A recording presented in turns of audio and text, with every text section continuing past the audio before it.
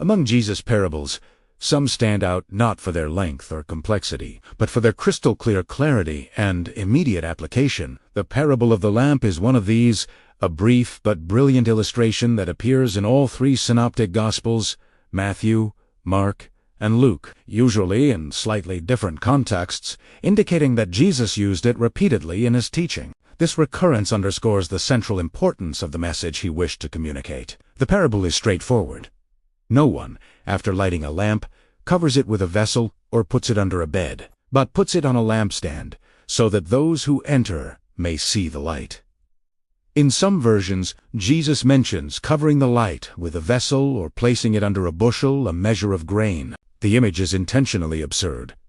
Who would light a lamp only to immediately hide it and deny its fundamental purpose? In the context of first-century Palestine, illumination was precious and laborious to obtain. Typical homes were small, often consisting of a single room with few or no windows. Natural darkness was combated by oil lamps, small earthenware or metal containers filled with oil in a wick.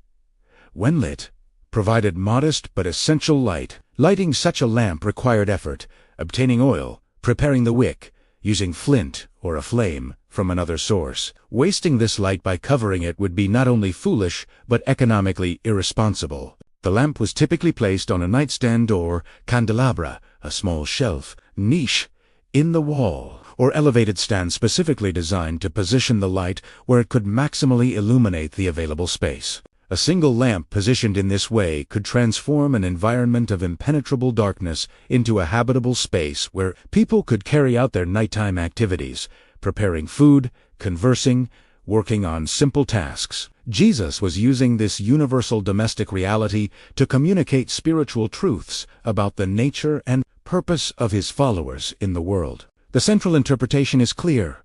If you are a follower of Jesus, if you have received the light of divine truth, if you have experienced the spiritual illumination that comes from the gospel, this light is not to be hidden or kept private. It must shine publicly so that others may benefit from it. In Matthew 5, in the context of the Sermon on the Mount, Jesus explicitly connected this parable to the identity of his disciples. You are the light of the world. A town built on a hill cannot be hidden. Neither do people light a lamp and put it under a bowl. Instead, they put it on its stand, and it gives light to everyone in the house. In the same way, let your light shine before others, that they may see your good deeds and glorify your Father in heaven.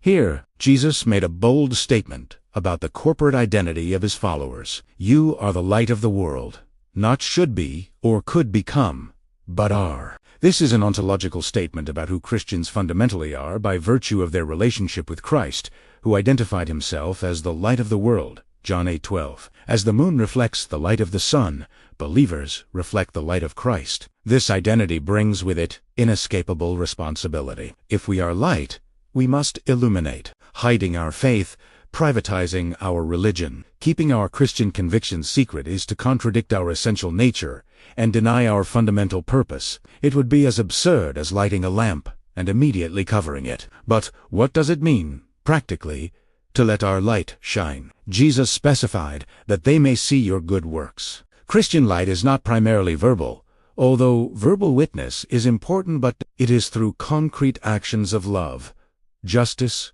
compassion, integrity, and sacrificial service that the light of Christ shines most clearly through us. These good works are not ostentatious, religious performances intended to impress or gain divine merit. They are natural expressions of a heart transformed by Christ. These include seemingly small acts of kindness, a cup of cold water given in the name of Jesus, a word of encouragement to someone discouraged, consistent integrity in business dealings, forgiveness offered to those who have offended us, generosity to the needy, hospitality to the marginalized, defense of the oppressed, faithfulness in marriage, godly raising of children, excellence in daily work. Crucially.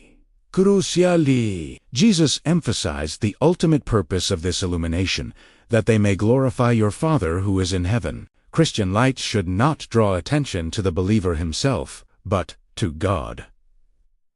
When our good works are performed with humility and clearly attributed to God, as transforming grace in our lives, they point beyond ourselves to the one who is the source of all true light.